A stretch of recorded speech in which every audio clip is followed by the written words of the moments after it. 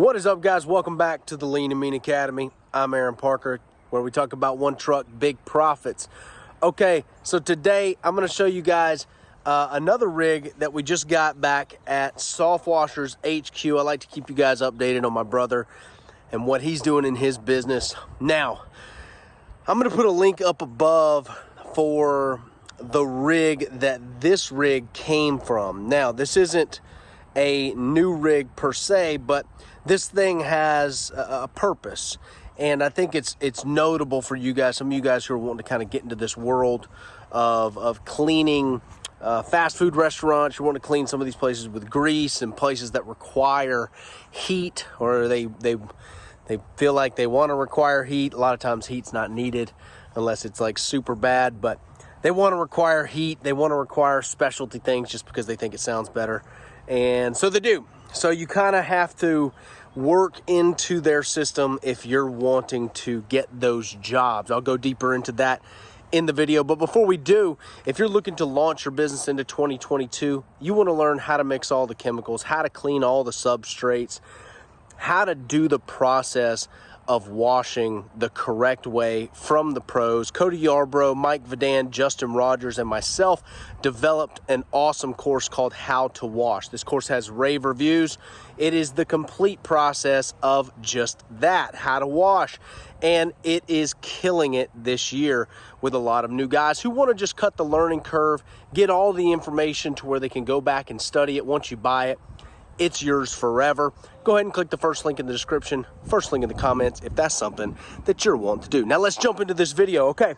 So, as I said, I'll put the link to the video where this rig came from. So this rig is a cannibalization, a product, if you will, of another rig, another two rigs that were in the shop just sitting, okay? This heater, 8 gallon a minute rig's got a heater. This thing will go up and it'll make steam beautifully. Okay, that was on a trailer that is in that link. And this guy came with a skid that my brother bought, and this thing just laid dormant. The rig was being used, the washer was being used, but the heater was never being used. So Pierce scored about 10 different fast food chain restaurants, and he is now starting to clean those, and they require that. So this rig is built to be pulled by a rig that has a skid on it, right? By truck with a skid, and this will be pulled behind it just in case they want us to use heat. It's always there. Now, I don't prefer IBC totes. And look, a little pro tip, if you guys are gonna use IBC totes, you really need to make sure what was in them before. Because if they have, like, if there was like a glue in them or a grease or something that keeps flaking off, and you don't have the proper filtration systems, and you don't clean this thing out really, really well, you can destroy your pumps. That's something that's been known to happen. Guys want to run cheap. They want to go with the free IBC tote. I get it. It's cheap. It sounds fun. But you could be walking into a disaster if you don't pay attention to what was in this before. This looks like a relatively new IBC tote. Now, they are pretty cheap. If you're rolling with these around, everybody knows what you're about. They know you're brand new in the game. They know you ain't been in it for a while if you're rolling with IBC totes, okay? So, it's just not something. But here's the thing. This rig will probably sit here 90% of the time. And then when Pierce and his team go out to clean those places, they'll take it with them. It's not something, obviously, that he's pulling around all day because it's not even next to the shop, okay? It's over here in a different spot on the property. But I just want to kind of walk you through what this is. This unit right here will go all the way up to steam production. So will that one. Nice little Hydrotech, Hydromax. Brands don't really matter. It's just a Honda with a burner attached to it. Same Beckett's situation with the burner. And they're just consistent units. You know, the unloaders are decent. Who knows, man? Everything breaks on these things. It doesn't really matter. The biggest thing is you just need to be ready to buy another one, okay? He's also got a 35-gallon chem tank that he hasn't plumbed up all the way. Nice new straps he's got here. Nice new plumbing. I don't know if that might be like 1.5 or something.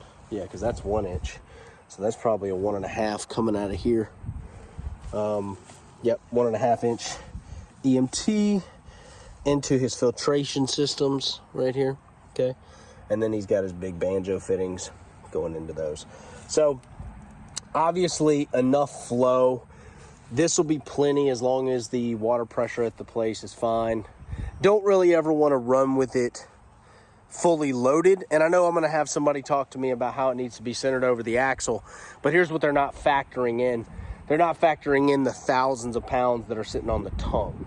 So this weighted like that is probably the best case scenario, because it's not like you got one GX 690 sitting over the tongue here. You've got a whole steel frame and 2 GX 698 gallons a minute stacked on this rig. Now, he may go and get him some hose reels, maybe some reel deals or something like that to slap on here. But here's the thing, like I told you, this unit is going to be pulled by a skid unit. All right, so it's already going to have all the hose reels on it. He could just hook up to this heat if he wants to. He's also got a reclaim system that'll fit on his skid unit as well if he wants to use that, or if they, feel like they want to be persnickety about it. A lot of times in our area of the world, they don't. You guys, the Pacific Northwest, they are, and to each their own, right? Whatever. They can be persnickety if they want. Just charge for it. Make sure you charge extra for reclaim. Reclaim is not a part of the process. Even if they want to think it is, it's not a part of the process. They can pay extra for the reclaim. Some people may disagree. I hope you do. Put it in the comments. And let me know if you agree or disagree on that we should charge more for having to reclaim water on these facilities, okay? I think you definitely should.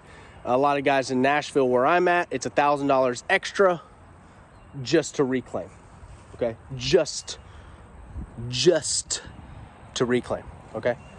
So make sure you get your pricing right. As you know, I'm all about that. So this is a cool rig, little compact single axle rig. Definitely don't want to run with it heavy, full of water, but I think this could be one of those little sneaky rigs that you can pull in, do some work with. And honestly, a lot of times guys just think they want heat in the place. As long as you're not cleaning heavy grease or, a grease trap or something like that, you don't even need heat that much. Usually it's just cleaning concrete or something like that. And cold water will get that done if you're using a nice degreaser and you're doing it proper. So we always have that in the tank to where we can appease them and make it to where they're happy. So I wanted to show you this little Mad Max cannibalized rig here, straight out of the game. I know you guys like to circle jerk about equipment, so it's true. That's what you like. This shit ain't gonna make you no money.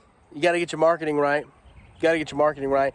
If Pierce didn't have 7 to 10 units, here's what I'm explaining here. If he didn't have 7 to 10 fast food restaurants wanting it done, do you believe this would have been built? No, because it wasn't before. The only reason it was built is because he secured the jobs.